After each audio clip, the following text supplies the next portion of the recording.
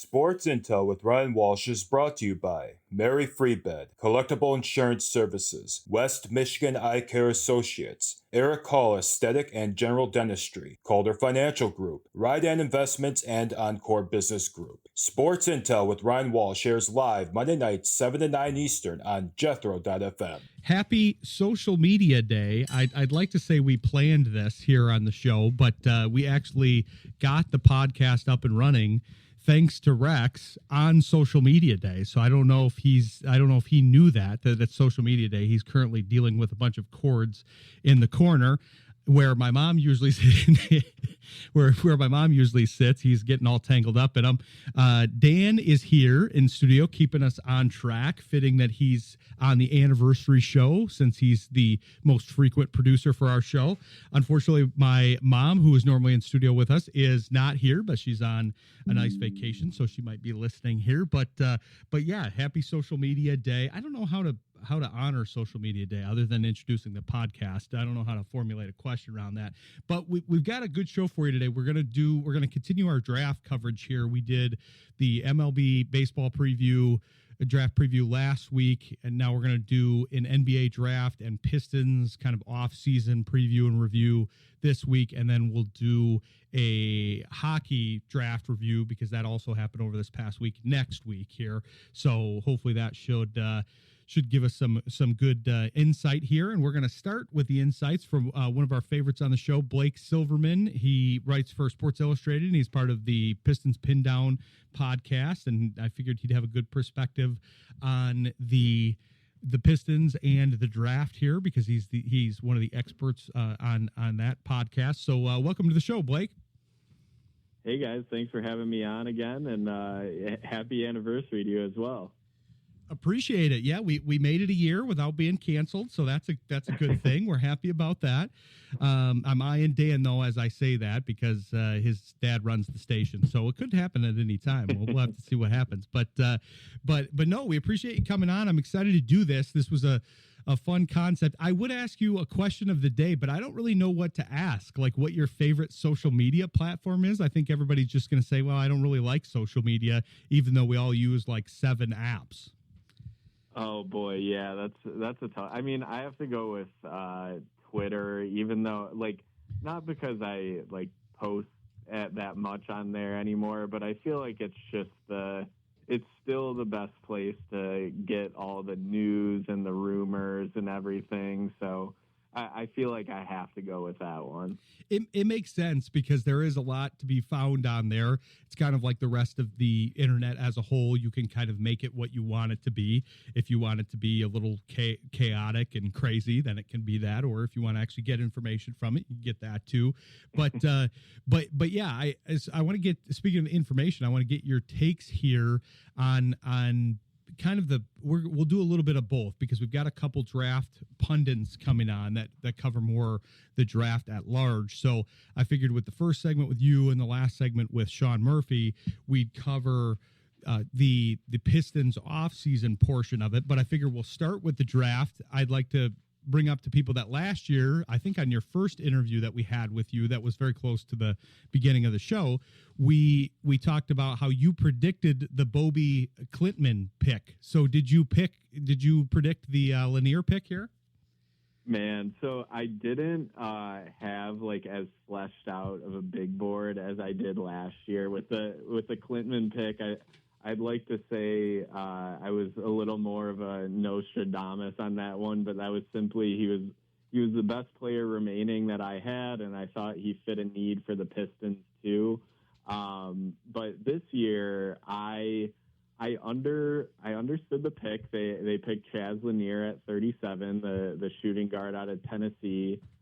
Personally, if I was the decision maker, I maybe would have opted for maybe some more size. I thought there were some interesting names where they were picking too, but it seemed like Trajan Langdon, the president of basketball operations before the draft, he said they're just operating best player available. And I mean, Lanier's a lights out shooter, so you can never have too many of those guys on the team. So I understood the pick from there.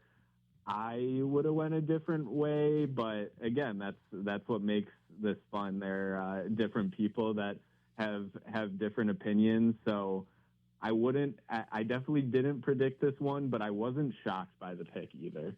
Yeah, I feel like this was maybe the most predicted name as far as it was a convalescence of the right person to be available at that level. He was kind of at the right spot on the board, and somebody that might appeal to the Pistons and their developing archetype here. But were you who were you fancying, Blake? Were you on the Reynaud bandwagon, or I know Thiero went with the pick before? It would have been interesting to see if they would have gone for him if he had still been on the board.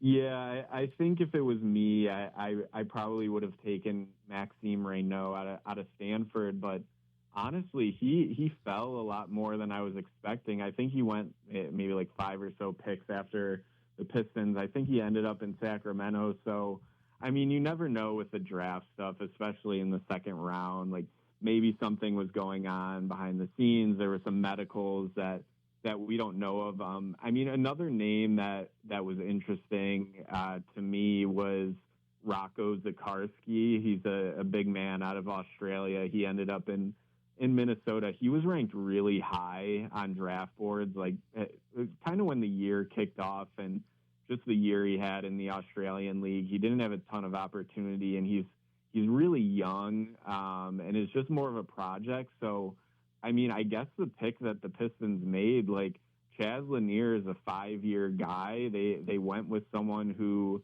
might be, I don't think he's going to contribute a ton. Like, I don't think he'll necessarily be in the rotation, but he's definitely more of a ready-to-go player compared to, like, he's like on the polar opposite end of the spectrum than a name like Zikarsky that I brought up. Yeah, it did seem to make sense. It kind of depended on what they were going for. I was kind of on board with you with the Reynaud pick, because that was somebody that I feel like they need that archetype in the off season, and they're going for people like that. And we're seeing that come off of the free agent board because that's a valuable archetype in the NBA here. You've got the big guy that can shoot, switchable defender. That's what they need in this rotation with Duren and Stewart, and they need somebody that can eventually supplant Harris. And if you can get lucky enough to get a guy that slips like him and he eventually fills that role and becomes like a Santi Aldama, who they're interested in free agency but would command a pretty high salary. If you can find somebody similar to that in the draft, that seemed to make a lot of sense. Now, we haven't seen how free agency is going to play out, but they already do have some people that fill this role that Lanier fills, but they might be leaving in free agency, so they're trying to supplant that. That just seemed easier to get than the kind of stretch 4-5 that's switchable, that can play with both Duren and Stewart, switch on the outside and shoot. Yeah, I mean, I think the thing with finding a big man who can shoot a little bit is they're hard to come by. Like every team would love that, and there just honestly aren't enough to go around. So that's why I'm personally a fan of trying to find one of those guys in the draft, especially in the second round, where it's honestly like a low risk pick. Like, it's great to have a guy get someone out of that pick that eventually becomes a big piece of your team. Like, we see all these contending teams that do really well in the second round, and we haven't seen that from the Pistons in years to come. I mean, Clintman's story is still yet to be told, really, so we'll see what turns out with that, and Lanier as well. But yeah, I'm more of a fan of like taking a shot, especially where they were picking with that. But it sort of just like tells you about where the team sees themselves after they overachieved last year, like trying to get someone who can more so contribute to the rotation sooner rather than later. Yeah, and maybe it does tip their hand a little bit about what they plan to do in free agency. That's now been affected by what they have going on with the situation with Malik Beasley here, because it seemed like they had they were a little bit spoiled. They had a bunch of guys that really panned out pretty well. I mean, most of the guys on this team played above expectation, whatever the expectation was, whether it was a younger guy, a rookie, a free agent coming in, whatever the situation was. They played above expectation, which you got to give credit to the coaching staff and the culture and Langdon and all those guys. But I don't know what direction they're going to go here with the re-signing of the different players. And the one that they seem to have the most interest in is the one that now has the most question marks. So I'm not sure how that's going to go. This seemed like a bit of a fill-in for maybe more of the Hardaway role, which it didn't look like they're going to re-sign him, but maybe that's a little bit more likely with what's going on with Beasley. Yeah, I mean, honestly, I think this Beasley situation is just a total, like, I don't even know, like, I don't want to sound like a huge downer about it, but it just seems like an incredibly big shakeup to what this team saw themselves as and, like, what their plans were for the off season. I mean, are there some other names that if Beasley doesn't return, we don't know what's going to happen with him? Some other guys could fit that archetype, but you're not gonna get what Malik Beasley gave you. I mean, he would have made the most threes in the NBA if Anthony Edwards wasn't chucking up a bunch in the last game and passed them by one. So I hope that the situation doesn't turn out as disappointing as I feel like it is right now, because just the timing, the situation itself is it's such a downer. I don't know how else to put it, honestly. Well, I try to look at things in the most positive light I can, and in this situation, I actually am trying to see it that way, because you do have the timing is at least a little bit in the Pistons' favor, because they didn't lock anything in with him, so that's a good thing. There's also the possibility that they could get a similar player. I agree with you that, I mean, Beasley gave them a lot of value, but if they could end up, and I've heard that Atlanta maybe is kind of in the lead on this guy, but if they could end up with somebody like Nickeil Alexander-Walker, he's not the same type of player as Beasley. He won't shoot to volume quite as well, but he's got a similar percentage, but his defensive prowess is much greater than Beasley, and I think he'll still bring some of that leadership and some toughness that could be used in that guard rotation there. Plus, there may be a situation where I don't know how to predict what the suspension will be. We'll have to see that. But if it's a lengthy suspension and you don't really know what's going to go on with him, maybe there's a chance that they re-sign him on the cheap when the suspension is up, or stash him. Yeah, I mean, I think the issue is just this Beasley thing is going to take time to sort out. But I'm totally with you. It's good that the Pistons didn't sign him for a big deal, and then this comes out. Like, at least they can use some of their room and their exceptions to go out and get players to hopefully make up some of what he gave you if he's not going to be around for the foreseeable future. I just think with gambling and being involved, like Jonte Porter was expelled from the league, and I actually covered him for a little bit when he was with the Motor City Cruise, and so that is just like stuck in my head. And Beasley's obviously a much more high profile player, so we'll have to wait to see what comes of it. But right now, all I can do is expect the worst, because it's just not a good situation. Well, and I think part of the Porter situation was the whole wire fraud element to it, and I think that's why it got more criminal. But I hear you, because there's not a lot of precedent here, and that's one of the only ones, and that's a pretty stiff penalty, and the criminal side is still ongoing here. So we'll have to see. But I want to talk about who they might go after and the different angles that they could take. But we'll take a quick break and we'll come back with Blake Silverman. Stick with us. You're listening to Sports Intel on Jethro FM. Coming back here with Blake Silverman of the Pistons Pin Down podcast and Sports Illustrated. Yeah, Blake, I wanted to talk with you about what you see here in the offseason. Obviously, we don't know what's going to happen with Beasley. For now, we have to assume that money will probably go elsewhere. So if that money does come back into the till and is available for use, what direction do you see them going? It looks like Schroeder may be on his way out. I kind of figured that because he just has a bigger market than I think the Pistons would be willing to give him for the role on the Pistons. He has a bigger role and bigger money elsewhere, so that makes sense. I think he was a good fit for the team, but I could see him going elsewhere. Hardaway, I think, maybe comes down to the finances as well. But who are some targets that you're liking for them, either internally or externally? Yeah, I mean, I think Nickeil Alexander-Walker, like you brought up, is probably the biggest name out there, or maybe even the biggest prize at this point that they can go get. Like you mentioned, he's not the same level of three-point shooter that Beasley is, and I mean, really no one is, but he brings defense and other things as well. So I think that has to be the top target on the market. I mean, some other, or I guess the biggest other name that I've seen tied to the Pistons is Karis LeVert. I mean, I wouldn't love that, I guess, but he still can shoot the ball and score in a couple of different ways. So if that's like, if you add him, it's better than adding no one.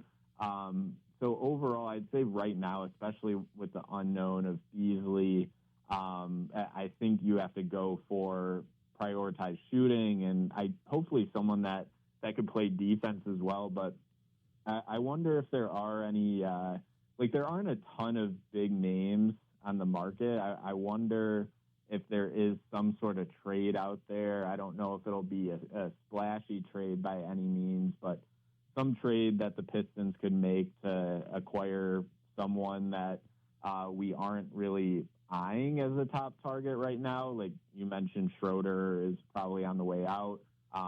If another team agrees to it, there could be a sign and trade.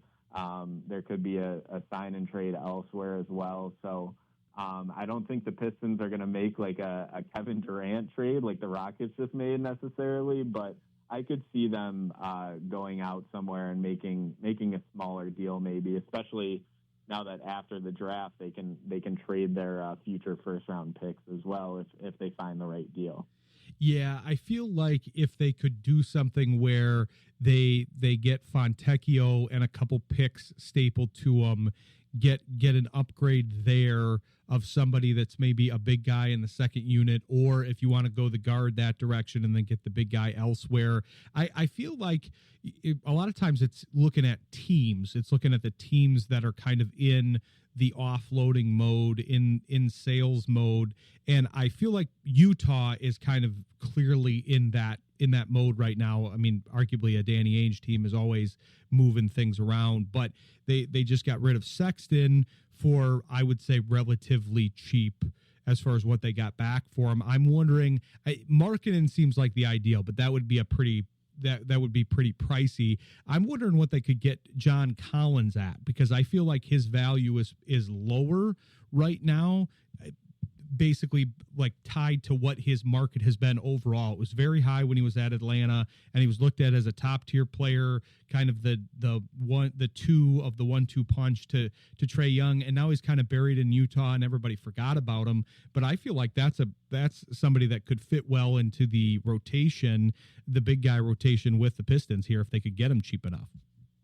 Yeah, 100%. And I think they might be able to. I mean, it seems like Utah is at a point where they're going all in on their young guys and might try to recoup some value out of the players like Collins that don't have a spot in the future plans. They'd probably play in the immediate, but and bringing up Utah, that reminds me that Jordan Clarkson is getting bought out by them, and that's another name if we're talking about shooting going in and adding him to the team. I mean, I know him and Ron Holland got in a little bit of a tussle last year, but if you're just talking about on the court, I think he brings a lot of what the Pistons are looking for. Well, yeah, he's really one of the trailblazers of that role, not playing for Portland, but the trailblazers of that kind of sixth man shooter role, because I feel like that's very valuable, but it's hard to kind of put your finger on. That archetype has always interested me. I was talking about this with Bryce Simon last time he was on, and we were talking about trying to do kind of an archetype show or segment, because that role is very important, but in my opinion, it's one of the hardest ones to draft, because you don't ever really know who's going to be in that role when you draft. It's usually somebody that's had higher expectations, that you thought they were going to be hemmed in a little bit more, and then all of a sudden you go, well, this guy's a little bit of a tweener, I don't know what to do with him, and then they fall into that six-man role. And Clarkson, I feel like, is one of the original ones, along with Lou Williams and a couple others. Beasley fits into that. Schroeder is even a little bit that. And so I do like that as a possibility. You bring up a funny point, though, Blake. When you were saying, well, Holland got into it with them a little bit. If they just went by that, they would reduce the pool by too much, I think. If they couldn't go after people they got into it with, I think it's got to be like a Bash Brothers situation on the Mighty Ducks, where they might have gotten into fights when they were on the opposite team, but then they get on the same team and then they become an unstoppable force. Yeah, I mean, you mentioned exactly what I was thinking. Like, a lot of these top targets have some sort of history with the Pistons. Like, I just saw a report that Memphis was working to buy out Cole Anthony. He could be an interesting backup guard with Schroeder on the outs. But Cole Anthony was the one that, I don't want to say it was intentional, but dove at Jaden Ivey's legs and where that injury happened. And this player isn't available anymore, but Naz Reid, we kept hearing his name tied to the Pistons. He re-signs in Minnesota, but he was at the center of a brawl with Detroit too. So if one of those players made sense, I don't think that should be a stopper. And we don't know what happens behind the scenes, but I couldn't imagine it being anything other than okay, let's work this out, or that was funny, but now we're on the same front lines as well, so we're going to put it all behind us. Oh, yeah, exactly. Especially with the Reed thing, because that's where it really came up the most, because obviously that was a pretty high-profile fight that they had. But I feel like him and Stewart would be two peas in a pod if they were on the same team. Like that, yep. That's not a lineup you want to go against. And then you throw Duran and some of the other guys in there. And so I think they would team up fine. The other guy I was thinking about this with, because I was thinking about it earlier today, is a guy that I could see them being interested in if the injury checks out and if they're able to get him at a certain level. But Mo Wagner is also in that category, and he's got history with him. Yeah. That's a funny callback one. I remember he got in a tussle with Killian Hayes, and probably some people who were still on that team. But hopefully that one would be a little bit easier to put behind you, because it was a totally different roster when that happened. Yeah, maybe they'd be in favor of it because it was with Hayes. They're like, well, he's not there anymore. Didn't really work out. So yeah. But yeah, it is interesting. I mean, I feel like the two archetypes that they really need on the team right now are a lot of the guys that we're talking about: Reed, Wagner, Aldama, I mentioned earlier. A lot of those guys, the shooting, switchable big men that could play potentially with both Duran and Stewart. I feel like they need somebody in that category. And then, like you said, especially if they don't get Beasley back and they don't retain basically any of the three that they have, Beasley, Hardaway, and Schroeder, then they need that backup guard that can take some of the playmaking. Basically the same thing. Take some playmaking off of Cade, but play alongside Cade and Ivy if they are on the court at the same time, or if they are on the court basically all the time at different times. If they basically occupy the court all 48 minutes of the game, you need somebody that can play with them fluidly and accompany them fairly well. Yeah, and that's why it's hard to get someone that checks all the boxes. So, like, I don't know I mean, you can get there on the free agent market, but that's why I just go back to the trades too. I mean, Jaren Jackson he re-signed in Memphis, but he was linked to the Pistons. But I was kind of thinking before that, like, what about Desmond Bane? And we saw the price that Orlando paid to trade for him.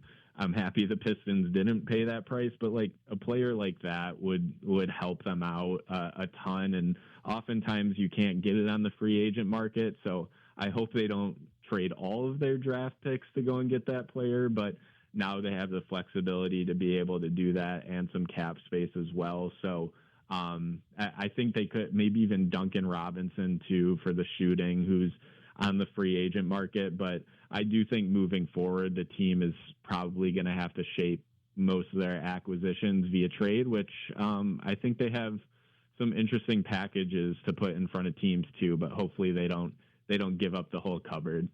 Yeah, they are in a nice situation where they do have a pretty formidable core and they have some assets to potentially move. They have some money. They're a desirable spot now because of the year that they had and the team that they have. So that combination of elements should be pretty good. Another guy I wanted to bring up here on the way out is Gary Trent Jr., because that would be kind of ironic if they were to sign him because he replaced Beasley in Milwaukee. Yeah. But that's another one that I feel like could be fairly cheap and he won't be Desmond Bane quality, but kind of that similar role, but to a lesser extent. But yeah, great stuff. Interesting conversation. I'm glad we could cover some of the things. We'll definitely have you back on as the Pistons kind of develop their off season and things come together a little bit more. And we'll look forward to that, and we'll follow your coverage in between. But tell people where they can follow you. Yeah, thanks again for having me, and happy anniversary again. You can find me on all socials at Blake Silverman. My written work at SI.com. Just as we were talking, I saw Michael Porter Jr. and got traded to the Nets for Cam Johnson, so I'll probably do some trade grades on that on SI.com, and then check out all the work everyone's doing at DetroitBadBoys.com, and listen to me and Wes on the podcast on the YouTube channel. So thanks again for having me. Really appreciate it. Yeah, anytime. We'll have you back and Wes back as well. We'll look to have both you guys on. Yeah, that's an interesting trade. We'll have to look that up. But yeah, there could be more news breaking during the show here, so we'll keep an eye on it and we'll look out for your coverage. But we'll have you on again soon, and we appreciate you coming on the show. Definitely. Thank you, guys. All right, thanks, Blake. Take care. All right, thanks to Blake Silverman. Appreciate him coming on. We wanted to kind of start off with some Pistons, and now we're still going to cover some Pistons here, but we're going to get more kind of deep into the draft here. We're going to bring on NBA. Yeah, we're going to bring on Matt Powers of Swish Theory, who was actually on our first episode, so it's a little bit of continuity here, but he's got an interesting way of evaluating talent, so we'll have him take us through his thoughts on the draft, and we'll do that after we come back from the break. So stick with us. You're listening to Sports Intel on Jethro FM. Happy to bring on Matt Powers of Swish Theory. This is an interesting bit of continuity here because Matt was on our very first show, and now he's on our anniversary show covering the draft for us. We like his draft coverage, so welcome back to the show, Matt.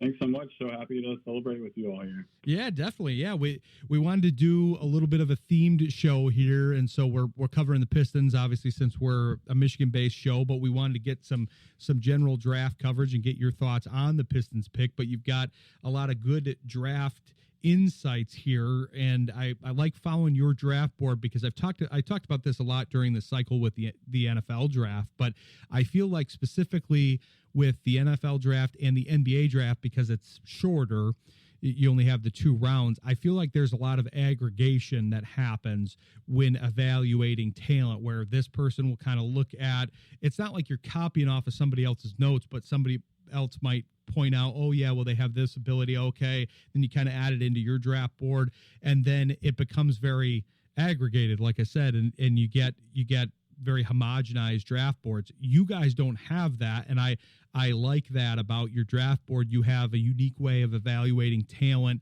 and I feel like that shows in kind of where people are ranked. It's not like, it's crazy, but I remember us discussing that with Edie last year. Is there somebody that kind of stuck out this year where you had somebody slotted very differently than everybody else? Yeah, our big one was Colin Murray Boyles.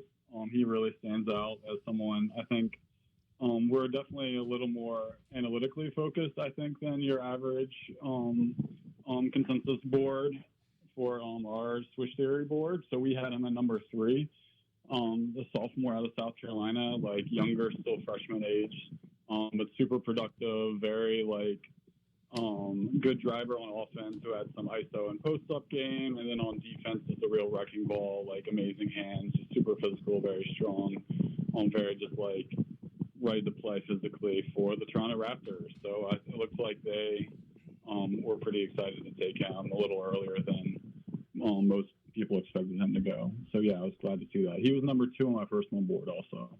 Oh, okay. Yeah, that makes sense because with the versatility and, like you said, the potential skill development for a younger guy like that, because I believe you had him. So in the mock draft that you guys did, you had him taken at number 3 to the Hornets there, and then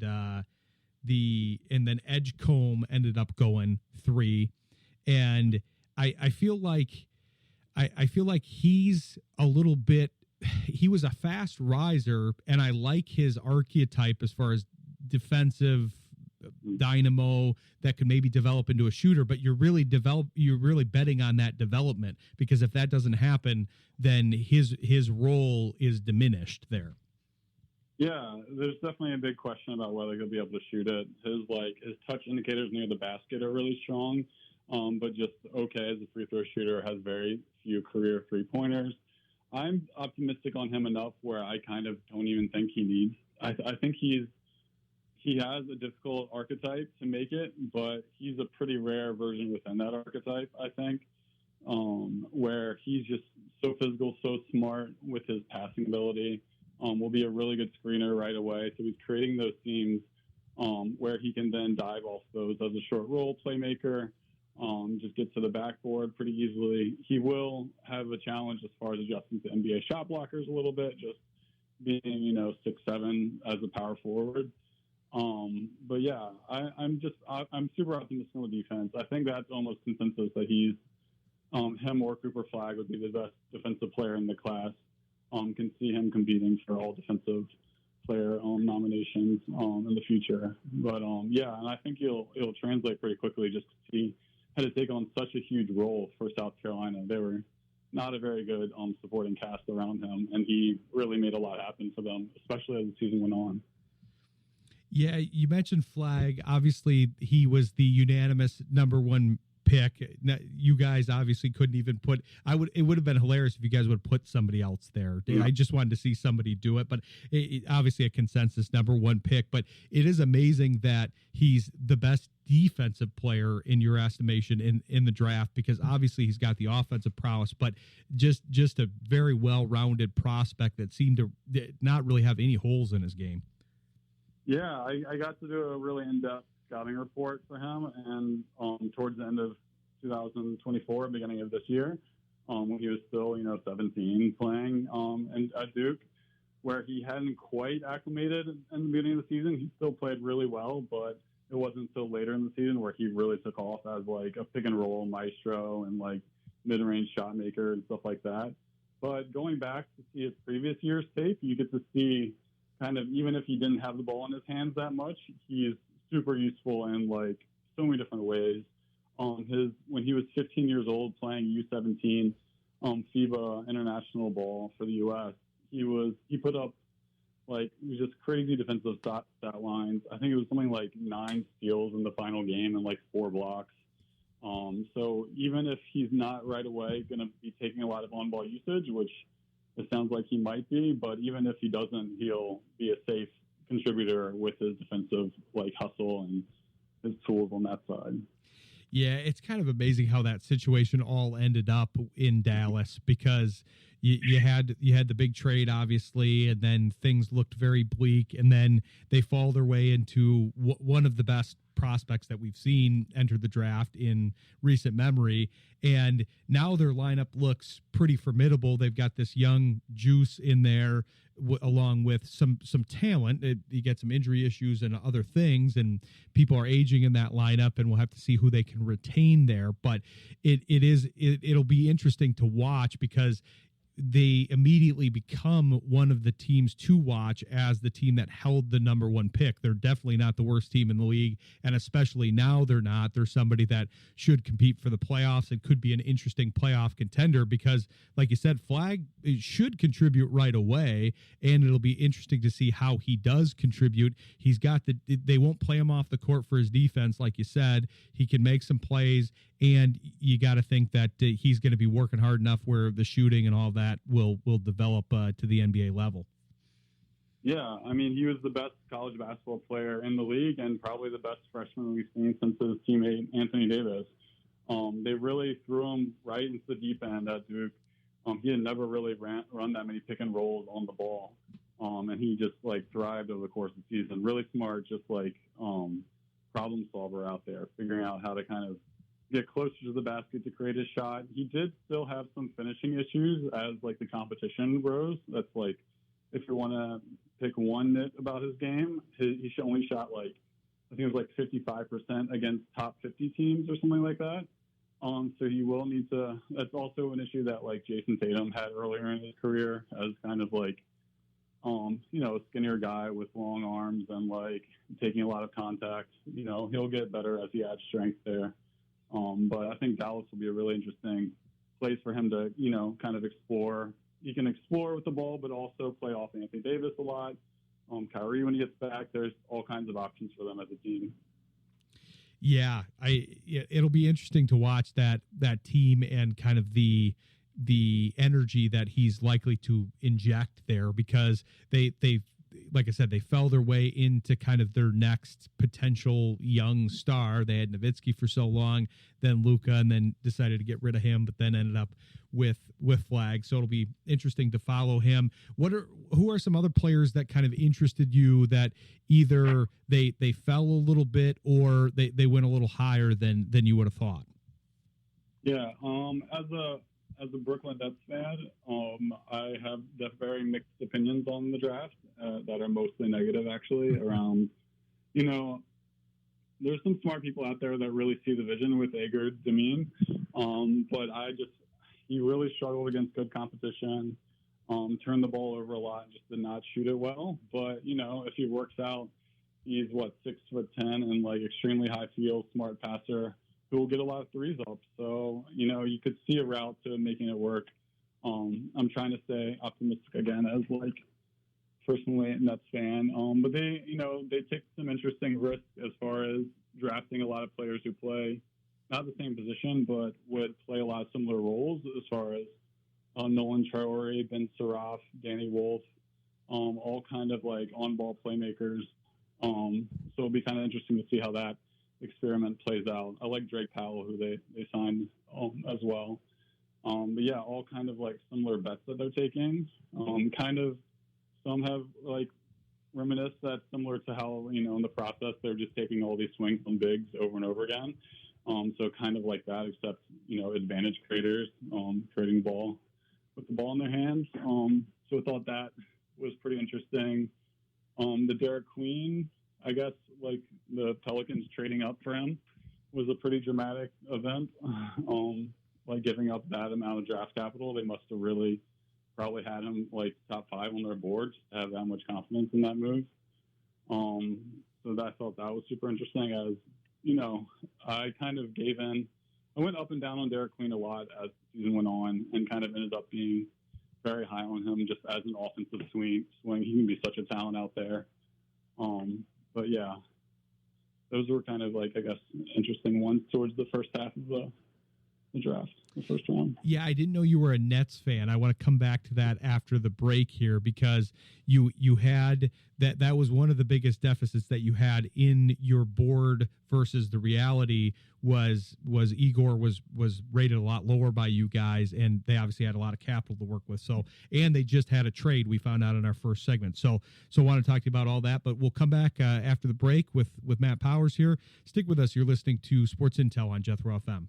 Coming back here with Matt Powers of Swish Theory. Yeah, I want to talk about the Nets a little bit, since you're a Nets guy and you do so much analysis, and they obviously had the most draft capital there, because there's a specific pick of interest with this market, because obviously the Michigan folks were looking at where Danny Wolf was going to go.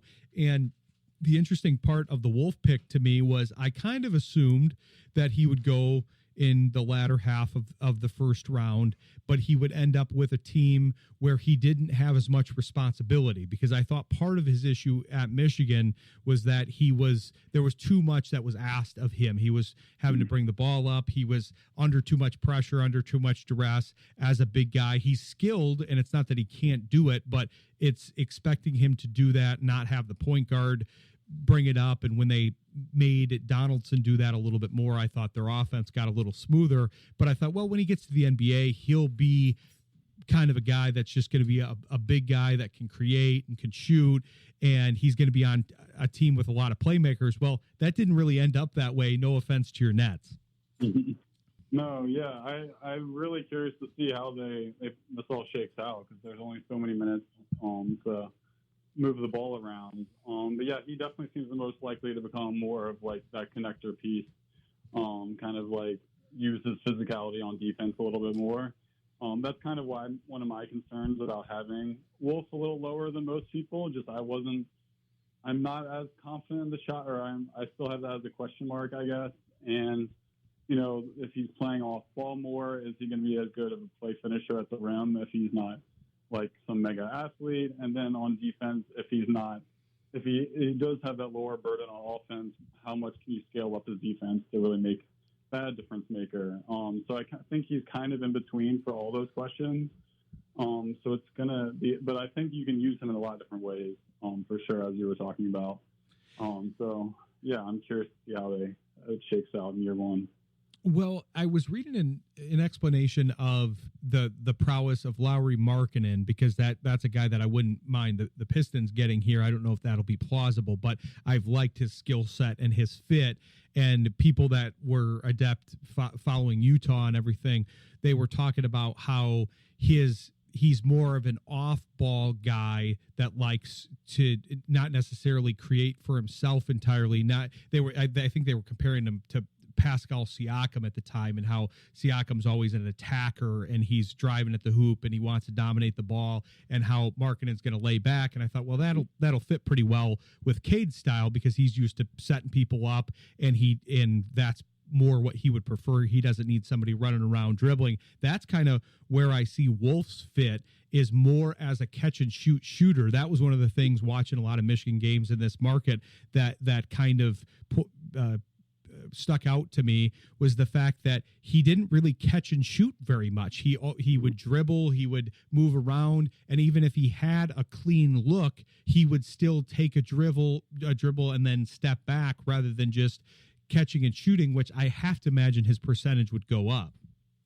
Yeah, I think, and also Saraf, Traore, and Jaeger Demeen, none of them are exactly prolific, like high percentage 3-point shooters as of right now. So he almost is the best bet to actually stretch the floor among those guys too. So I see him as having probably the clearest path to minutes right away, just based on just his size, and he can fit in right away with that physicality, and he played at such a high level already, and obviously can run some pick and roll. There's just like a lot of different valuable tools there. Even if I am a little lower on the ceiling, I can see him fitting in for sure as a good role player. Oh, definitely. Yeah. He's an interesting talent, and we get to see him a lot here. But yeah, I feel like that's almost a positive in a way too, because those should be easy things to refine. And if I'm noticing them, then NBA coaches are certainly noticing them, and that they'll tweak that and find a fit for him there. But we got at the end of the first segment with Blake Silverman, we got news that the Nets apparently made a trade while we were on air. I don't know if you saw that yet. Yeah, the Cam Johnson for MPJ and 2032 first, I believe. Yeah, what do you think of that for your Nets here? Yeah, I mean, that could be a very interesting first. You know, that's a while down the line, but I think that's a kind of worthwhile pick to take on some salary for. I don't think there's like some huge talent differential between the two either. So I don't know. I'm curious if they try to move MPJ after this. I'm not as sure, more of a draft guy than a cap guy. But yeah, what do you think? Well, I mean, obviously Cam's a little younger. I feel like they're kind of looking at the possibility to develop him. I feel like with MPJ, he wants to kind of do his own thing more than probably the Nuggets want him to, because obviously when you got Jokic and Murray, I felt like he went off script too much. I think there's a reason that guys like Aaron Gordon and some other role players that maybe aren't quite as talented fit in better with that team because they stuck to the script. They let Jokic and Murray do their thing and then played off of that. And I would imagine that Cam Johnson would kind of fit into that role better than MPJ would. Yeah, that makes sense. Certainly will fit into that, and probably just more consistent presence in general, I imagine. Yeah, makes sense for, I guess, both sides then. Ryan, maybe Mr. Powers can help us out a little bit, because being a Net fan, you are familiar with Karis LeVert, and it just broke that the Pistons signed him for a 2-year, $29 million deal. Can you talk a little bit about Karis LeVert and what he might do to help out Pistons fans here in our network? Yeah. We used to go to the same coffee shop during the pandemic, so. So you know him pretty well. Okay. We're best friends. No. Yeah. No. Great. And take over a lot of that second side creator ability. Mm-hmm. Do some pull up shooting. Kind of take over some of Cade's hunting ground when he's not on the floor there. But yeah, will provide some. He's got some wingspan to help on defense there. But yeah, just I don't know who else was really providing that role, even just being that second side creator for you guys. But yeah, I think it'll be pretty valuable. Yeah, and I wanted to get your take on the two other draft folks that kind of impact this market. You've got Jace Richardson, who obviously came out of Michigan State and ended up being taken by the Orlando Magic, who are owned by the DeVos family here locally. And I wanted to see what you thought of him as a prospect, because obviously he's a legacy guy, and Michigan State, I thought he was kind of underrated at Michigan State for most of the year, and then the pendulum kind of swung. So what's your take on him and his prospects with the Magic, who are another team that are kind of like the Pistons and some of the other teams in the Eastern Conference that have young cores and they're kind of going for it now? Yeah, Jace seems like a very easy plug and play year one guy, just because he's so savvy. You can tell he's the son of a player, and that he's very dedicated to technique. His off ball movement is really good. So playing off Paolo and Franz, he doesn't have to dominate the ball. You kind of don't want him to. He in high school he played off of the Boozer twins, so he's again really used to playing off of very high level offensive creators. But yeah, I think his upside is kind of limited, just because he's only 6 feet tall, and he's not the most dynamic athlete overall. But his feel is sky high, so it's kind of hard to bet against players like that.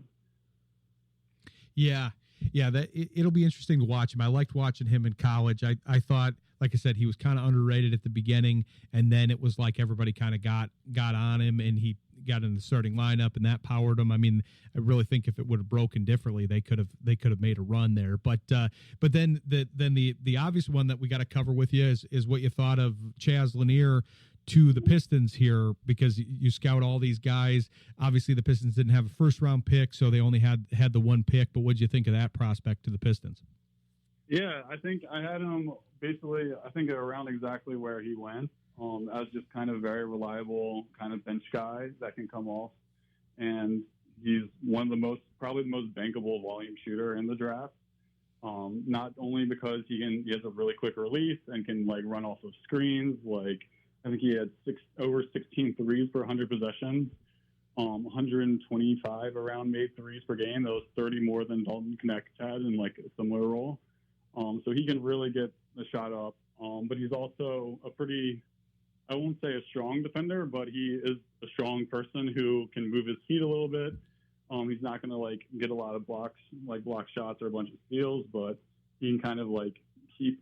Tennessee had a hell of a defense, and they were really good when he was on and off the court, but he clearly didn't cause any issues there.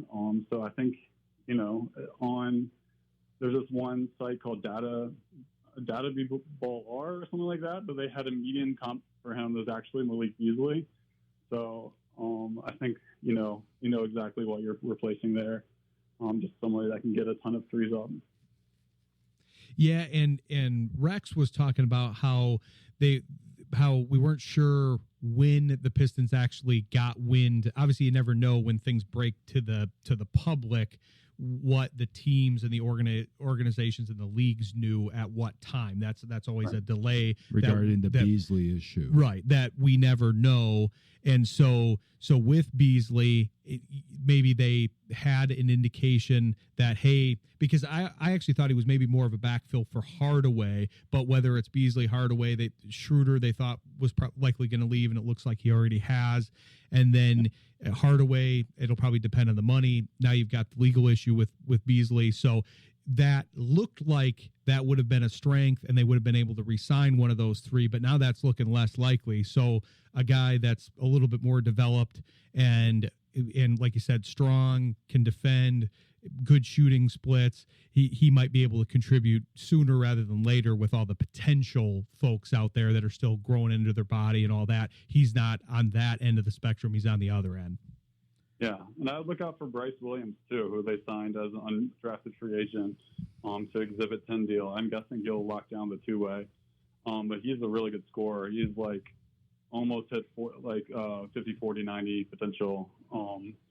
Not the greatest athlete, but he can hang in, I think, defensively. Just a really silky, smooth, like pick-and-roll operator who can shoot from all levels. Yeah, I was going to ask you about him. He seemed like a good talent to get for kind of slipping through the draft, because there's always guys that are undrafted that find their way onto squads and stuff. So I feel like that could be a good fit. But yeah, we appreciate you dancing around and bouncing around and covering all this stuff for us. Tell the people where they can find you here, because you got some great coverage. Yeah, you can find all my content and all of our writers at Swish Theory at theswishtheory.com, and you can find my work at DraftPal on Twitter. Yeah, thanks so much for having me. Yeah, be sure to follow Matt and the crew there at Swish Theory. They've got a lot of interesting stuff, and you can see the knowledge that he has. But yeah, we appreciate you coming on the show and being our 1 year anniversary guest. It's some good continuity. So if we don't see you before then, we'll see you in a year, as long as Dan and his family still keeps us on air here. We'll have to see about that. But appreciate you coming on the show, and we'll talk to you soon. All right, thank you so much. Bye. All right, take care, Matt. Thanks to Matt Powers. We're gonna kind of stay in the general NBA draft realm and talk to Tyler Metcalf, who we've talked to multiple times before, and he's going to take us through the no ceilings look at the draft and what's going on so far in free agency. So stick with us. You're listening to Sports Intel on Jethro FM. We're continuing our draft review / basically free agency preview here. Yeah, because in general. We're bringing on Tyler Metcalf of No Ceilings. We've talked to him multiple times before. He's always given us great coverage, and we wanted to talk with him specifically about the draft first, because they spend a lot of hours and they do a lot of great research there covering the draft, and wanted to get some of his thoughts. So welcome to the show, Tyler. Hey guys, happy to be back. Yeah, definitely.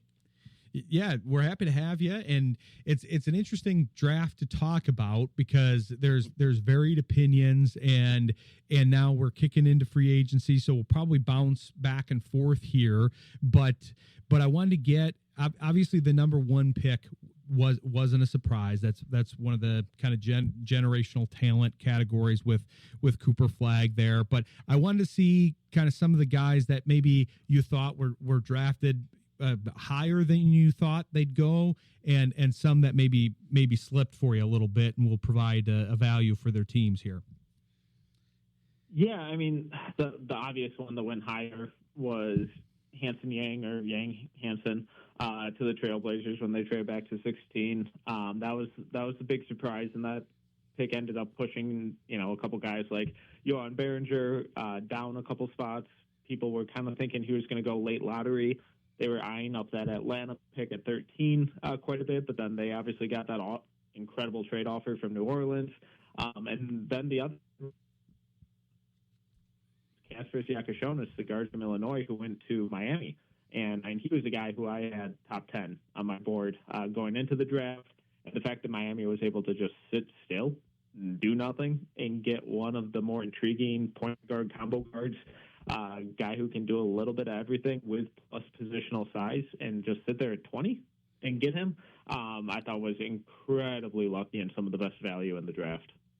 Yeah, that's interesting. Yeah, Yang is an interesting one, because why that kind of peaked for me is I was watching some of the folks in this area, Bryce Simon and Omari Sankofa, that were doing a good job of covering the draft for us, and they were talking about how that could be a potential prospect for the Pistons at 37. So when he went that early, I thought, man, that's got to be a surprise to most of the folks here. Yeah, and we were hearing that he had a promise from Brooklyn at 36. So like we were pretty locked in on him going there. So my only guess is Portland may have gotten wind of that and thought, hey, they might swing at 19 or something. So, the casual fans or people who aren't totally locked in may think, why not trade back a couple more times and get even more assets or whatever. But my guess is that they were a little worried about Brooklyn maybe just saying, screw it, let's just take our guy at 19. So they were able to trade back a little bit, get a future pick, and then they went and got their guy. It doesn't really matter if I agree with it or not, but you got to admire just the confidence in their scouting and the willingness to be like, hey, he is our favorite. We love the upside with him. Let's just get our guy and not overthink it. Well, and if you are a team that was looking at a player that you thought Brooklyn might be interested in, you could kind of drive yourself nuts, because they had so many spots that it's like, well, how do we protect ourselves here? Yeah, and it's impossible. Everyone thought that they were going to package some of those picks and trade up a couple spots here and there and kind of be bouncing all over the draft board all night, and instead they just stood pat and used all five for the first time ever.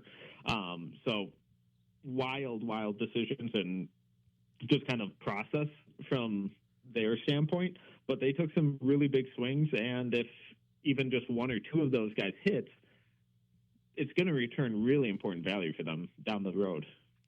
Yeah, I was going to talk to you about that haul, because we just talked to Matt Powers of Swish Theory, who's a Nets fan, and he was covering the Nets part. I didn't anticipate talking about the Nets too much other than Wolf, because I do want your analysis on him being a Michigan guy. But what do you think of that haul? Because that had to be pretty interesting to you, being a draft guy, thinking, man, if I had all of these picks here, what would I be able to do with them? How did that kind of compare to when you're looking at it and what you would have done with them? Yeah, we knew that they liked Yegor a lot. We knew that they liked Nolan Traore a lot, and we had both those guys in those slots early going to the Nets at 8, and then I think we had Nolan at 26 or something. But they took him at 19, and it kind of makes sense because Yegor Demon is, 6'9", 6'10" in shoes, so he has that positional size where you can play him in a variety of positions. And if you think Nolan Traore could be your point guard of the future, go get him. Cool. But then to kind of double down on that with a couple other guys like a Ben Serif, the Israeli guard, who's a lot of scouts, would ask me just like, what's the difference between him and Yegor? Like, they're awesome playmakers, really, tall positional size, can't shoot, at least not yet. And so they went with like 3-point guards who have history of kind of toolsy, athletic, defensively focused wing, and Drake Powell, who's an awesome athlete, really good defender, but the offensive end is a total question mark. So 4 of your 5 picks are guys who have 0 record of shooting at all. So the floor spacing is going to get a little wonky there. But, and then to get Danny Wolf at 27, and that's the guy who I had in the middle of the first round, who I thought could have gone as early as late lottery, and the range for him was all over the place, but I think that was an incredible value pick. I was a really, really big fan of Danny Wolf. Yeah, that I was going to ask about him because obviously he's a local guy here playing for Michigan. But the funny thing to me was I kind of assumed he would go in that general range, like you said, mid to late first round. That's what a lot of you guys and a lot of the pundits had. But being that late in the round, I thought, okay, this will be a good situation for Danny because he's going to end up in a situation where he's going to be going later. He's going to be going to a better team where there's going to be some established playmakers, and he's just going to have to kind of fit in to the offense. He's not going to have as much on his plate. He's not going to have to wheel and deal and bring the ball up the floor. And then he ends up on the Nets where they don't really have a lot of that structure, and they're going to be figuring this out on the fly. And I thought, man, he's going to be in that same situation because the big thing that I felt like was an issue for him in college is they just made him do too much. But if he could be a primary kind of like catch and shoot guy that can then show his athleticism from there rather than trying to do all the point forward stuff, then you can, because man, it seemed like whenever they showed him in the second half, he always looked unnecessarily tired.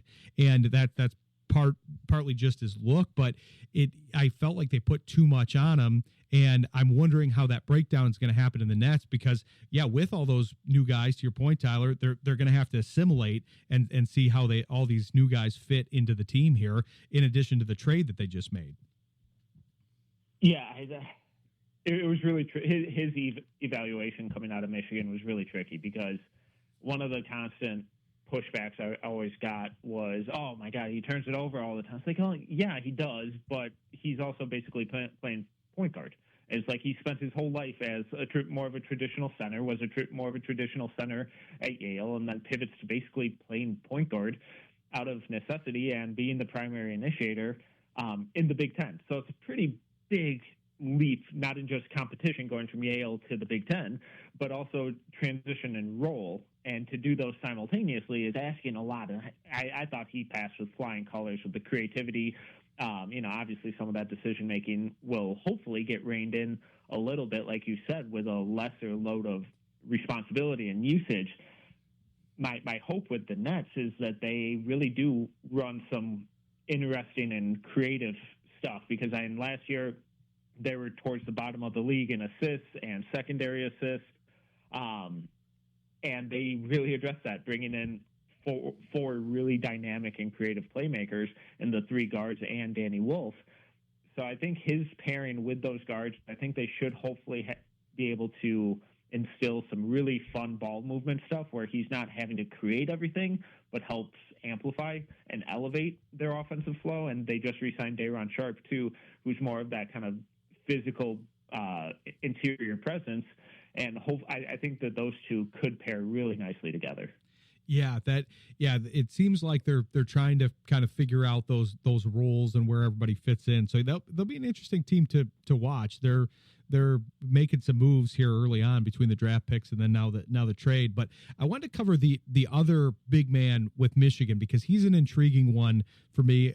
Golden, he signed with the Heat. That seems to be kind of on brand. That seems like the type of guy that they would potentially sign. And he's kind of the opposite to what you were talking about Wolf, where Wolf kind of took on, he went from back to the basket center and then took over too much in Michigan. I felt like Golden maybe could have stepped into a bigger role. We were seeing him shoot the threes. He has a very nice shooting form, in my opinion, and they were trying to get him outside a little bit more, but then it just felt like he kept getting reverted back to the post. So he seems like an interesting one, but I'm curious about your take on him. I love that he landed in Miami. I think that's a really good fit for both him and Miami. To get him as an undrafted guy, I thought was great value. I was really intrigued with him this year, and he's just one of those guys, the more you watch, the more you appreciate everything he does on the court. And then when you just look back through the years, since his sophomore year, he hasn't missed a game, and he started every single game. So just that pure, insane track record of health is an incredible sales pitch for anyone over 7 feet to begin with. And then, like you said, this year was the first time he really started shooting it, and it was low volume. The numbers weren't all that great, but aesthetically, it looked really promising. And then when you factor in his scoring touch in the post and the mid-range and that kind of stuff, like I think this is something they're going to be able to build out, and they can really use him as a potential low-volume, pick and pop, spot-up stretch threat down the road. But the real sales pitch with him, and it's just the maturity, the leadership, and that ability to protect the rim decently well, rebound at a really high rate, and just play his role and never miss time. So I think as, coming into the year as their probably third center, I think it's a really good starting spot for him to get his feet wet, get acclimated, and really potentially carve out like an actual role in that rotation.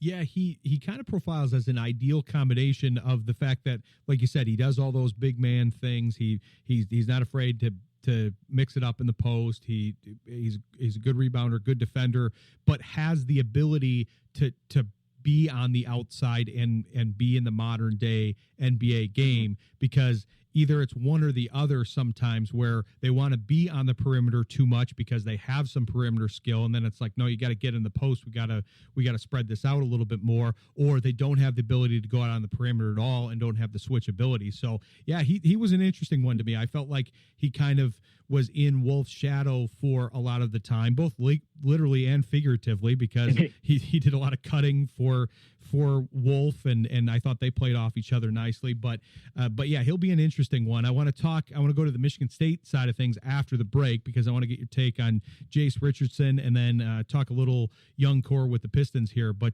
stick with us. You're listening to Sports Intel on Jethro FM. Coming back here with Tyler Metcalf. Yeah, Tyler, I wanted to switch to the Michigan State side of things, so we satisfy that contingent. Jace Richardson's obviously a legacy guy. He was an interesting story here because he kind of started, for being a legacy guy, especially in the Michigan State program, he kind of started off a little slow. It seemed like I was following some of the no ceilings and some of the other coverage out there, and it seemed like he kind of started lower, but then obviously once he got into the starting lineup and started showing his skills, he kind of leapt quickly. So I'm curious where you fall on him. I know he's on the shorter side, but he's got the pedigree and some obvious skills. He was one of the really, really tricky ones for me, because when you look at his numbers just throughout the year, they were really impressive. And he profiled as an incredibly, shockingly efficient shooting guard. The problem is he's just really small, and I know that sounds like a lame kind of thing to fall back on, but when we look at the playoffs, it's like, who gets targeted on defense every single time and who struggles? It's like, how many 6-foot flat guys are out on the court? And there weren't a ton, and that's something I really struggled with, because when I saw him in person, and I walked down to the court during warm-ups, I'm like, oh man, I'm taller than you right now, and it was shocking. But then you watch him play, and the footwork, the balance, the physicality that he played with improved throughout the year. That ability to attack closeouts, get in the mid-range, and score really efficiently. It was really fun. And it's like, man, he's such a smart player, but he profiles as a shooting guard. And is there more playmaking in there? Can he play point? And one of the reasons I really struggled with him was because it's like, all right, in certain situations where if he goes to a place that has a jumbo, an established jumbo creator, I love him there, because he can sometimes play point, he can play off ball, he can do the little things and fill in where needed, which he proved to be incredible at Michigan State. And that's exactly where he ended up in Orlando. I think the fit with him is perfect for both parties. I think he's going to be put in a spot where he can play to his strengths early on, learn and further develop more of those playmaking instincts and capabilities that he showed flashes of. And a couple of years from now, maybe pivot a little more into a more prominent creation and traditional point guard role, while also being able to be that really effective knockdown shooter, off-ball creator. Well, it occurs to me as you were explaining that, because we were talking about earlier in the show, we were talking about different archetypes, and we were talking about the sixth man, because we were talking about the Pistons and Malik Beasley and some of the sixth man roles in the NBA, the guys that fill that role, Jordan Clarkson. And what's interesting to me, I'd be interested to get your take on this, is it seems like that's the hardest. That's a known role in the NBA. It's a valuable role, that kind of combo guard that can come off the bench, fill either guard slot, creates enough to take some of the heat off of a primary creator, but can shoot and spread the floor if he's on the floor for a primary creator. And I'm curious, because when you were explaining Richardson, I thought, I wonder if this is a guy that kind of profiles as that, because it seems like one of the hardest things to draft for, because obviously when you're drafting, you typically, especially that high, you're looking for a potential starter, but that's a very valuable role on a team. But it's hard to see that out of a college guy, I feel like. I'm curious about your take, though, Tyler, because it seems like it's hard to see them going, okay, yeah, they're kind of a tweener. Which role are they going to fall into? Well, maybe it's neither. Maybe it's not the starting point guard or the starting shooting guard. Maybe it's that combo guard off the bench. But it's like we don't make those in the draft. We only repurpose people into those. Yeah, no, that's a really great point. And like a guy that immediately comes to mind is someone who I saw go through that whole process up here in Minnesota and then just signed a huge deal with the Atlanta Hawks and Nickeil Alexander-Walker, where he was kind of that awkward combo guard coming out of Virginia Tech and just was on the verge of being out of the league, and then just really reoriented his game and grew a ton. And one of the big things in going and like being able to kind of project those guys coming out of the draft, where it's like, all right, can this guy be an awesome sixth man or, fifth option on offense, is the intangibles. And it goes down to, can this guy buy into that role? Because all of these guys, or at least the vast majority of them, before they get to the NBA, are always the guy. And there's always some sort of ego, for better or worse, that these guys have. And to get them to buy in and be like, no, you're coming off the bench. You're not starting. You're not going to be like, this team isn't oriented around you. You're filling in where needed. That can be a huge blow to a lot of these guys' egos. And the fact that we already saw Jace kind of do that at Michigan State as a freshman, where it's like, all right, you're a freshman. You're going to be spotting up in the corner a lot. We'll run some sets and stuff for you, but you're not going to be running the offense. You're not going to be initiating things. And he's like, cool, let me just go do that at an extremely high level, is really, really encouraging for how that will continue on throughout his career. Yeah, and Alexander Walker is a great one to bring up. That's somebody that the Pistons were kind of linked to. I think that contract amount was probably too rich for them. I think that's probably why Atlanta hit the lead there. But he is a coveted archetype in the league, because not only can he fit that sixth man role, but the defensive capability that I think we were seeing that more really with this finals matchup this year, because they had a lot of guys that really profiled more as defensive first players. They weren't looking to be creators. They had two bona fide stars on each team and then kind of a secondary creator and offensive player, and then everybody else was kind of saying, hey, we're here to take a back seat, we're here to facilitate and play defensive player role, and if you need us to rise up, we will on certain games, but we're always going to be focused on that. And then I think that's why those two teams were able to power through and make it to the finals. So all these leagues are copycat leagues, I feel like that's something that people are going to be looking for now, because that's what you need guys. You made a great point, Tyler. You need guys that will accept the role of a role player, because they haven't been a role player basically their entire careers. But when you get into the NBA, into that elite club, you need a lot more guys to be role players than star players. Yeah, and for some guys, it takes a while to recognize that or accept it, and others it's from day one. So it's a real flip of the coin, and a lot of it comes down to what is the team context they're going into. It's like, are there established guys there or not? That's why it's like when I see all these rebuilding teams that are just tanking and gutting their roster and not bringing in any vets, it drives me crazy, because it's like, who's going to set the standard? Who's going to set the example and expectations for what's going forward here? And the fact that, like, you talked about the defensive end, like with Jace, I really worry about that for him in the playoffs, because he's 6'1" and shoes. So he's inevitably going to get targeted, but he's really smart and he's really tough. He's persistent. So I don't worry about it from that standpoint. It's just inevitable with guys who are that small. But then he's also going into a context where there's an awesome established defensive culture and culture of physicality and expectations around him, and with established leaders and initiators. So I think he's going to an absolutely perfect spot. Oh yeah, and you mentioned it, I feel like that's a Mendoza line. That's one of the many in the NBA. Is kind of like you want to be, you're coming there to be an offensive player, but you can't play yourself off the floor via defense. I feel like if we were to do the Mendoza line, that might be Duncan Robinson. We'd have to maybe brainstorm who that actually is, but he seems to toggle on both sides of that line.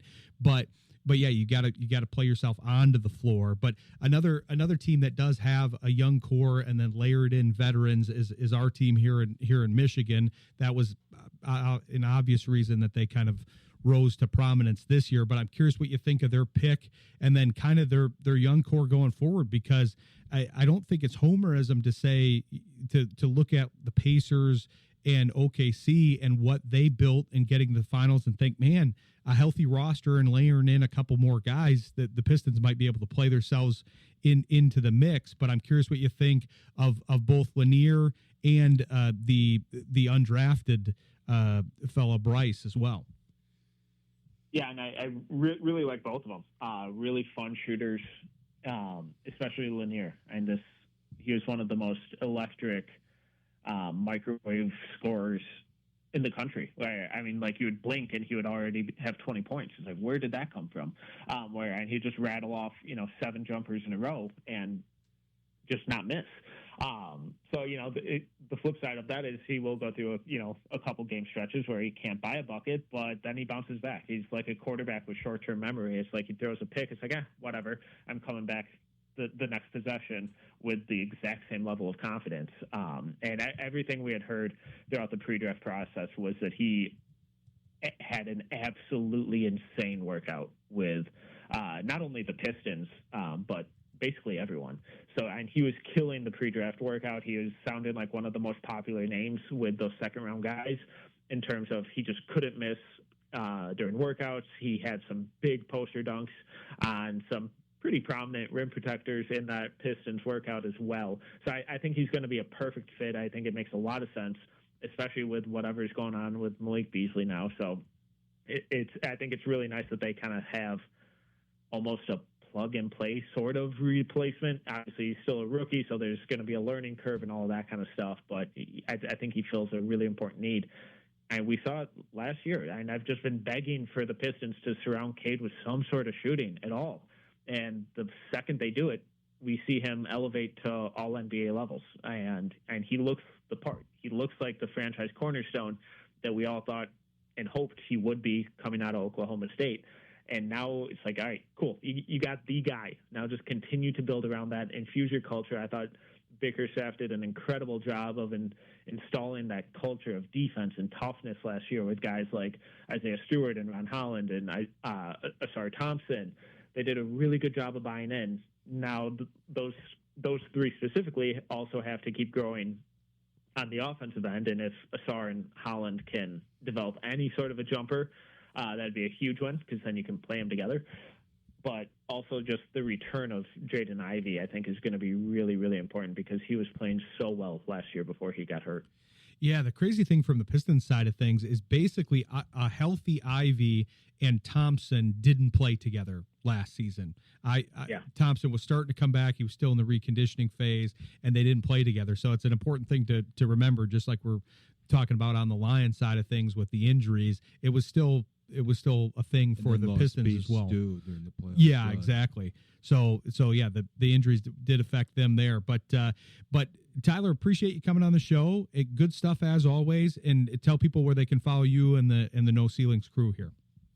All our written stuff is over at NoCeilingsNBA.com. No Ceilings YouTube, we got a bunch of film breakdowns, podcasts, all that good stuff, and then at No Ceilings on Twitter, and then my personal is at TMetcalf11. We're happy to bring on this next guy. He's one of our favorites for Pistons coverage, and he's had an opportunity to keep an eye on it during the show. We've been getting news from other folks, Sean, but I'm glad you were staying abreast of things like we talked about earlier because there's apparently been some news while we've been on the air here. Yeah, so about an hour ago, the Detroit Pistons came to an agreement with free agent guard and Michigan alumni Caris LeVert on a 2-year, $29 million deal. He's going to be essentially filling in that contract slot that Malik Beasley was going to take up, more than likely going to fit under that mid-level exception. the Pistons still some flexibility. Detroit also, as of a couple hours ago, came to an agreement with Paul Reed, their backup center, on a 2-year, $11 million deal. So Detroit overall, they've kind of stuck despite some of the things that have come up over the last 24 to 48 hours. They've kind of stuck to the script, given themselves flexibility, but also added some talent to give themselves some depth. Yeah, and I believe I saw this on your X account. Two of the guys that were kind of occupying a similar spot as far as rumor-wise to the Pistons were LeVert and Alexander Walker, and I see he did that. The rumors were coming out that Atlanta maybe was in the lead there, but that must be part of the reason they were in the lead. They were willing to give out that 4-year deal that was pretty healthy, and I know you commented on that, Sean. I like Alexander Walker, and I think he could have been a good fit, but that's a pretty steep number. Yeah, they got him at 4 years, $62 million. So it's about what the Pistons paid for LeVert, but to me, it's the amount of long-term dollars being given up there, the 4-year commitment to Nickeil Alexander-Walker, that I personally have some qualms and questions on. I don't think that's necessarily a contract that they'll have a super hard time moving on from if things don't go well there. I just personally don't know if that is how much I really enjoy or really would have preferred a Nickeil Alexander-Walker on the roster. And listen, no matter what, you're not getting a 1-for-1 replacement of a Malik Beasley. His shooting prowess was literally the second best shooting 3-point season we saw last year in terms of volume, only to Anthony Edwards.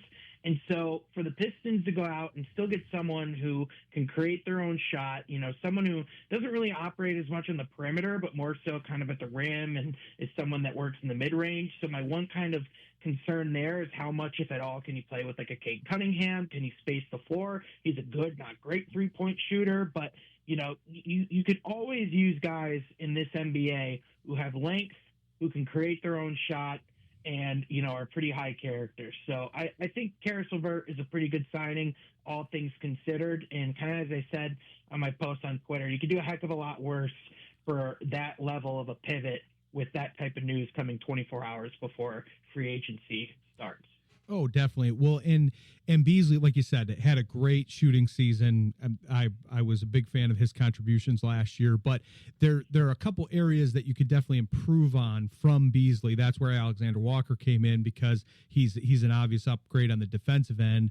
Like you said, yep. LeVert's a little bit more of a playmaker, so that's somewhat of an upgrade. Beasley did bring a decent amount of leadership. Hopefully LeVert can replicate that. But I think you make a great point about the contract length. That's the big thing here, because obviously there's a lot of money that's going to be doled out to the internal core, so they're not wanting to commit much to these external guys and not take big swings, because the big swing is building this core. We saw 2 teams in the finals this year that built a core up.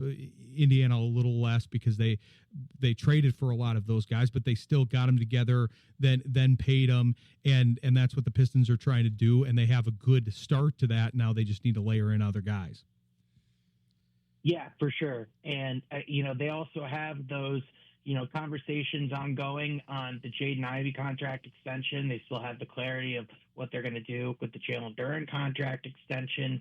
There's a lot of, reasons for them to want to stay pat, at least for part of the season, to be able to see what they have in-house. And I still think with how wide open this Eastern Conference is, with all of those unfortunate injuries that we've seen take place over the postseason, there's no reason to believe that the Pistons go out and make a move at the deadline, that they couldn't be right up there with Atlanta, Cleveland, New York, Orlando, in that kind of mix at the top of the Eastern Conference. So, I don't think that, especially coming off of the heels of a major blow that was that breaking news story yesterday, I don't think patience and poise is necessarily a bad play here. Not at all. And I think you and I are in the same boat here, where patience and poise are the play here in general, building up this core and building up something that's a little bit more sustainable. Rex and I were talking about this in one of the previous breaks, because I've been worried that because the fans try to take over the team, they try to fantasy manage the team, and they want to always go for the big trade, the splash guy, like they're playing NBA 2K25 or whatever we're on now. And that's exactly what the Rockets are doing. And I know that a lot of people are a fan of that approach. I am not. And because you're trading for an aging, injured, malcontent Kevin Durant that I don't think is necessarily going to pair well with that team. So I'm watching them do all of the things that I didn't want the Pistons to do. So it'll be interesting to watch the way these two teams build out, because I love that the Pistons are saying, hey, we're believing in our guys. We're finding guys that are the right culture fit, the right fit with each other. We're going to work on skill development. Hopefully some of the jumpers can develop over the offseason here. And yeah, I'm glad they didn't put all their chips in yet, because like you said, Sean, there's time for that. There's probably smaller trades that can be had in this period. You know, if you want to go after a guy that's maybe undervalued right now, like a John Collins, if you want to fill that role, something like that, or go for something at the break, but you don't need to push your chips in right now. Yeah, no, 100%. And I also just think, you know, with Houston, I think, in my opinion, they were afforded a little bit more of the luxury to go out and make those types of moves, because they've accumulated the assets over the course of years. They had the James Harden trade, and, you know, they've had other moves where they've been able to accumulate picks, get assets, build up their war chest, so to speak. And the crazy thing is that, like, for all intents and purposes, the only reason why they really went out and got Kevin Durant is because the price got so low that they just couldn't say no at that point. Like, they only gave up Jalen Green and Dylan Brooks for all intents and purposes. They still have a lot of the Phoenix picks in the future. They still have a lot of their young players and assets available on the roster. So hypothetically, they could still go out and make a move for Giannis Antetokounmpo if they were to become available. That's the crazy part. But for Detroit, you don't have those assets. You don't have that luxury to where you can take a swing on an older star and be able to recover from, those mistakes. Like, we're talking about a team that has 3 or 4 first-round picks right now to their disposal to trade. Yes, they have some interesting young pieces, but in my opinion, they have the pieces for like one major move. And if they miss that swing, then the only way to get out of that, unfortunately, is to have conversations about how do you have to trade who you have in house to rebuild and get back to that point. So I think Houston, they have the luxury of all of these assets, whereas Detroit, it's like you really only have like a limited window here to really make that type of move. Yeah, and I totally agree. I feel like you made a lot of great points in there that they basically have the one swing. And I know I'm in the minority here, but I wouldn't have even wanted the Pistons to give up a similar package to get Durant. That's right. I agree with you. I do think the price was lower than where it was, and that it could work out and all of that. But I'm seeing so much positive. That's why I'm trying to balance that one a little bit, because hey, it may work for the Rockets, and I'll happily then eat my words right now. I just think between the injury history and kind of his lack of fit with different teams over the years, he's a great individual player, Hall of Famer, all of that. He's revolutionized parts of the game for sure.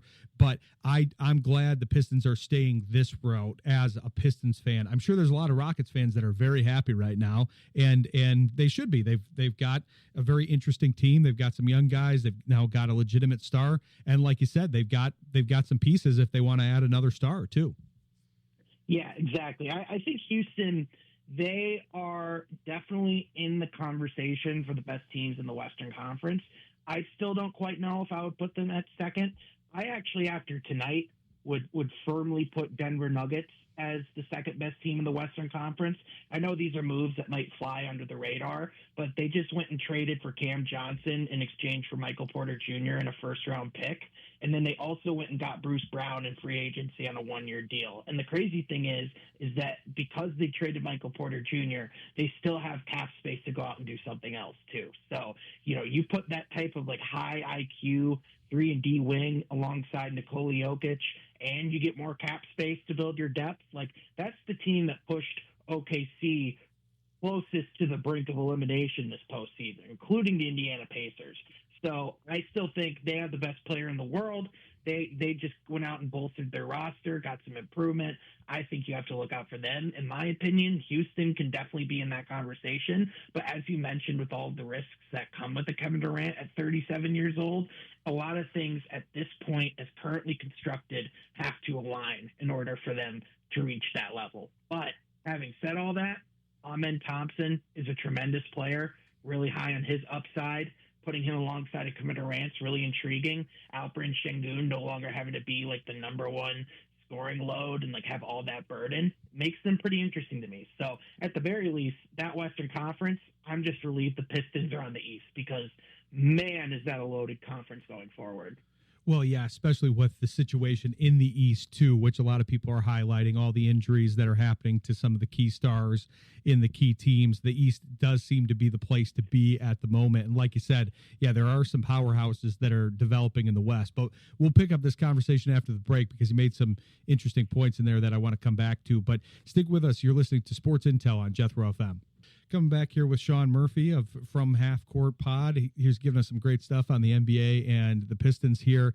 Yeah, you bring up some interesting points. I'm glad you mentioned the Nuggets, though, because we were actually talking about them in an earlier segment, and one of the previous guests was asking me my thoughts on that Nuggets trade, and I thought it was a home run. I'm with you because I thought one of the places where they kind of went off track a little bit, I'm interested to see how this transition from Malone shakes out because I thought he was a good fit as a coach. But on the player side, you got Jokic, you got Murray, you've got a good 1-2 punch there. You just need people that are going to be able to layer in. And Porter Jr. just seemed like he went off on his own too much. Well, on a team with Jokic, it's like why try to create and shake and bake when you can just have a nice backdoor cut to the hoop and Jokic is going to throw it behind his head at a crazy angle that no one else can really see. And then you get an easy basket that way. I feel like between the 3-point shooting prowess and, like you said, the acumen, I feel like Johnson will be a good fit there.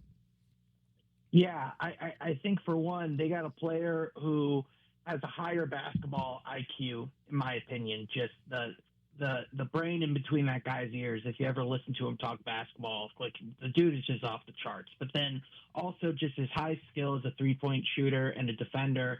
On top of that, both players kind of have issues with durability, but Johnson way less so than Michael Porter Jr. So to be able to get a player who I think is going to contribute on a more consistent level, at a higher level, on a cheaper deal, and all you had to give up was a 2032 first-round pick, yeah, you take that deal every day of the week and twice on Sundays. And on top of that, to be able to give that flexibility to go out and bring back Bruce Brown, which, I think he regrets leaving Denver. I think Denver regrets losing him. There was a lot of conversation of Denver needing to, really bolster up and maximize when you have a window, with one of the greatest players to ever play the game, which that is the territory we're at when you win like MVP 3 times. Nikola Jokic is certainly there. There's a responsibility to maximize that window. And does this make them the favorites in the West? It might not be right now, but I'll tell you what, this makes them far more formidable today than it did yesterday. Well, yeah, you don't want to count them out, especially with that roster. And like you said, yeah, Brown was a great fit there. We obviously are familiar with him from being in Detroit, but I've always been a fan of his game because he molds to his team so well, and that's the type of guy that you need there. But I want to toggle back to the Pistons a little bit because that's obviously who you spend most of your time on and stuff. So I want to get your take on where you think. So we got a couple moves. I know this is kind of quick to now that you know what you know about LeVert and re-signing Reed. What do you think is next here? Because I have a couple of ideas, but I'm curious about your take on where the Pistons go for the rest of the offseason. Obviously, we don't know about what's going to happen with Beasley, but they've kind of already filled that. But what do you kind of want to see them do with the rest of this tempered offseason that they're starting with? Yeah, I think first of all, I think it would benefit the Pistons to revisit, where Dennis Schroeder is at with the Sacramento Kings. I know Fred Katz a little bit ago of The Athletic reported that a deal was going to get done between Sacramento and Dennis Schroeder. However, I've been seeing some stuff that there could be some complications there. It might not be as cut and dry and as simple as originally made out to be. So definitely still evaluating that situation there. As of 48 hours ago, he said he would love to be back in Detroit, but Detroit's not waiting for him. So we'll see how that's developed now that, the Malik Beasley situation is shaken out. I'm curious to see if they reach back out to Tim Hardaway Jr. now that Malik Beasley is kind of in limbo and things are in question there. Obviously, it would be great for the Pistons if they somehow were still able to bring Beasley back into the fold. But the reality of the situation is, these types of, like a U.S. District Attorney's Office investigation can take anywhere from weeks to months to years. This isn't going to be resolved anytime soon. So for Detroit, I think it's, seeing what options you have out there without breaking the bank. I also think Duncan Robinson is from, another Michigan guy, funny enough, but, he's a free agent out of Miami. If the deal is right, I think someone that's, certainly someone that you could look at. Sam Hauser from the Boston Celtics is someone I think you could trade for if you could offload Fontecchio's contract in some fashion. I think the reality of it is they're going to try and look for some form of spacing help and just try and find that replacement, for what Malik Beasley brought. Like as talented of a prospect as Chaz Lanier is, as good of a shooter as he is, I think it's just a lot to ask a rookie to even try and replicate a third or let alone half of what Malik Beasley did last season for the Pistons. So I think that the number one priority, from here on out is how do you address that hole that Malik Beasley left from the shooting standpoint? And then also, can you potentially, with these extension conversations, can you get Jaden Ivey on a team-friendly deal this summer with the injury issues that he's had? What does it look like for Jalen Duren going into the season? Do you want to try and lock him down on a more friendly deal? Do you want to take a swing and make a bet on his upside? Do you want to put him on a prove-it year and see what he does with the pressure of having to go out and earn that money? There's a lot of things, definitely to unfold in a short period of time. But I think the one thing is for sure is, Trajan's going to take it at his own pace. And, I think he's certainly a guy who has a lot of different plans for a lot of different scenarios, even if there's unforeseen things like what we saw yesterday. So ultimately, fascinating to see how this is going to develop. Oh, definitely. Yeah. And I'll address that in pieces. We'll talk about the free agency piece first. Yeah. Shooters, obviously you can't have enough shooters. I'm curious if they go after another big guy, especially a versatile big guy that can shoot and kind of play along with both of the existing top line big men, Duren and Stewart, on both units there. If Harris is out or if they're shifting things around, but I'm not sure who the best fit is there. But yeah, you bring up a great point with the extensions. I'm more in favor. I feel like they've got an opportunity here because they've got a lot of guys that they're going to want to sign long-term. Presumably Thompson will be next after these guys. They obviously already got Cade. They got Stewart locked in at a reasonable level, even though people kind of complained about that in the beginning. But as these things move up, it becomes a better and better deal if you're able to lock them in a little low. And to your point, Sean, I feel like you can lock Ivy and Duren in a little low right now, which, I mean, I'm not in favor of trading them at the moment. I don't think their trade value is super high. I think they're fitting in pretty well to what the team is trying to do. So if you're going to take a swing, that's a way to take kind of a smaller swing and not go out into the trade market, like you said, and bet on your internal development and what you've seen from these two players so far.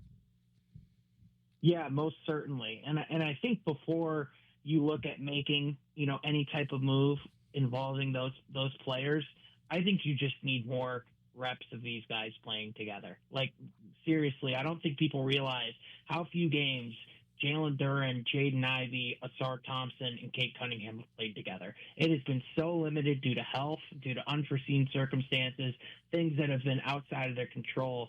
So if I'm Trajan, I want to see what these guys look like by, come deadline time before I make any of those decisions about making any trades or, allowing these guys, to go on other rosters, especially, personally, if there's a player that I would lose sleep at night betting against, it would be a Jaden Ivey type guy. The last person that needs another reason to get out of bed in the morning and go to the gym is him.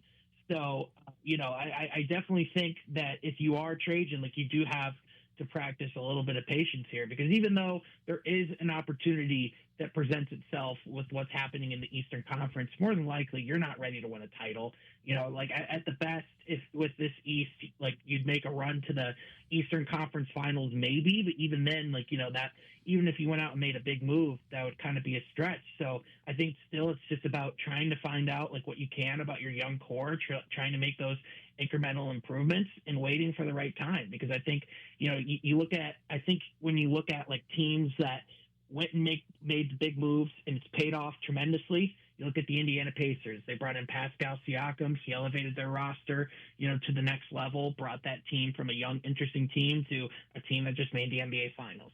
But then on the other side of the coin, you have a team that went and traded for one of the Pacers' key players in Domantas Sabonis, and the Sacramento Kings went from having two really interesting guards to now maybe getting Dennis Schroeder this offseason. So, like, just to show how fickle and, how crucial it is to make that right decision, because in my opinion, that's where the trajectory can really be defined. All the Kings fans just let out a collective groan when you said that. It was a great point, but yeah, that's a rough one for sure. But we appreciate you coming on the show, Sean. Always like your input, and we appreciate you filling in for us. We'll definitely have you on again as the off season develops. But tell the people where they can follow you here. Yeah, appreciate you having me on, Ryan. You can find me on YouTube at From Half Court. That's where a lot of the latest content. You can even find some stuff about the latest developments with the Detroit WNBA franchise that was announced today. And you can also find me on Twitter at Sean Half Court.